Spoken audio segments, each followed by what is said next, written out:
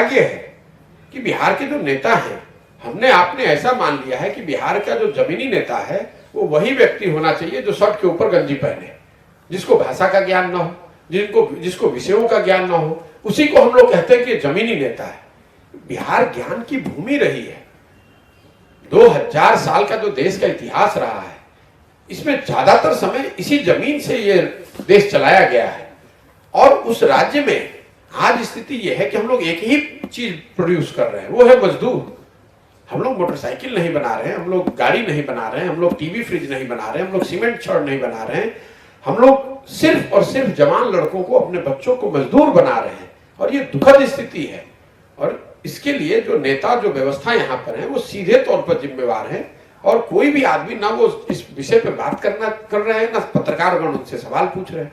जो 60% आदमी भूमिहीन है या कोई यहाँ पर जो स्वरोजगार करना चाहता है, उसके लिए सबसे जरूरी क्या है?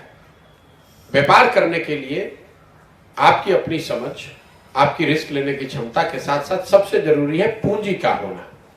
तो बिहार जैसे राज्य में पूंजी को लेकर पिछले 10-15 साल में क्या हो रहा है, अब इस पर मैं आपको एक आंकड़ा देता हूं जिसकी कोई चर्चा बिहार में आपने कभी सुनी नहीं होगी अपनी पत्रकारिता के जीवन में। बिहार में जो पूंजी है, पूंजी उपलब्ध कराने की जिम्मेवारी पूरे देश में बैंकों की है। बैंक जो काम करते हैं, आप और हम बैंकों में पैसा जमा करते हैं और बैंक ऋण के तौर पर लोगों को पैसा देते हैं ताकि लोग व्यापार कर सकें। देश के स्तर पर 70%, ये आंकड़ा है 70%, एक रेशियो है क्रेडिट डिपॉजिट का। मतलब जितना पैसा बैंकों में जमा होता है उसका कितना पैसा वो ऋण के तौर पर दे रहे हैं। ये देश का औसत है 70%। मतलब जितना पैसा बैंकों में जमा हुआ उसका 70% पैसा लोगों को ऋण के तौर पर व्यापार करने के लिए, उद्योग धंधे लगाने के लिए मिला। बिहार में ये आंकड़ा पिछले 10 साल से 25 से 40% रहा है। लालू जी के जमाने में ये आंकड़ा 20 से भी नीचे था।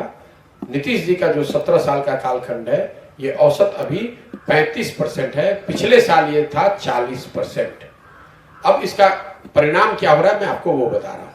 पिछले साल बिहार की गरीब जनता ने बैंकों में 4,20,000 करोड़ रुपया जमा किया। तो अगर औसत, राष्ट्रीय औसत भी आप मान ले तो 2,80,000 करोड़ रुपया बिहार के लोगों को ऋण के माध्यम से छोटे बड़े उद्योग धंधे लगाने के लिए, स्वरोजगार के लिए मिलना चाहिए था।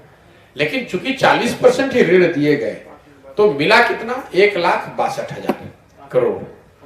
इसका मतलब कि 1,25,000 करोड़ रुपया तो राष्ट्रीय औसत के मुकाबले हम लोग को ऋण कम मिला।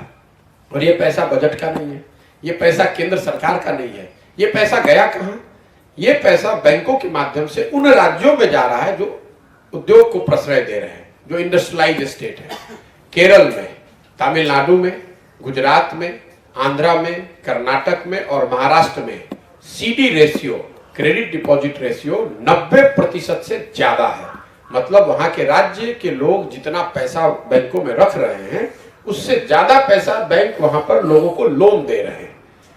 तो यहाँ का पैसा, बिहार का पैसा उठाकर या बिहार जैसे गरीब राज्यों का पैसा उठाकर बैंक उन राज्यों में ऋण दे रहे हैं जहां पर उद्योग धंधे ज्यादा लग रहे हैं। और हम लोग का पैसा उन राज्यों में जा रहा है और हम लोग के लोग जाकर उन्हीं फैक्ट्री में, उन्हीं व्यापारिक प्रतिष्ठानों में मजदूर बन रहे हैं।